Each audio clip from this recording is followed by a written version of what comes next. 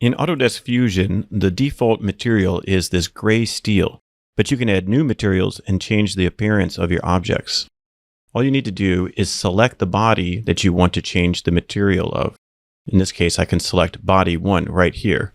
Then press A on your keyboard. This brings up the appearance menu. You can do two things. You can actually change the materials of the bodies, and this is important if you're making simulations or need to know how much mass something is. But if you just need to know the appearance, you can just change it this way with appearance. And so in the design, it has this steel satin. That's default.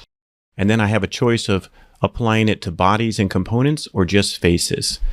Down here, there are some defaults, and I can change it to, say, plastic. And then a general ABS plastic right here. You may see a download symbol. Go ahead and click the download symbol. And then I can drag ABS white onto here.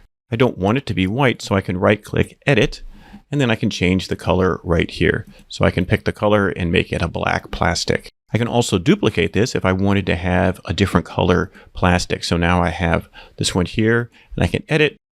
I can change it to ABS, let's say red, make it red, and press done. And then if I drag this onto here, it will be ABS red. For simple renders, this is a great way to work because you're just dragging things onto different bodies and components. You can also select faces. So for example, this is not a separate body. I should split this body into two pieces and have this as a separate component, but I just really need this for fit to see how it will work in the design. But if I want to make a nice render of this, I can select faces. Then I can search in the library and say nickel, and we have this satin nickel. And I can download that.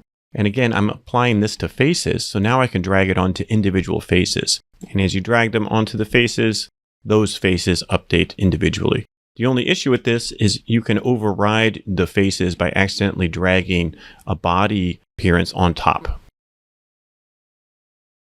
So generally, it's better if something is a different material, make it as a different body or component. If I shift select all these faces, then I can drag this onto those faces and it'll apply as a group.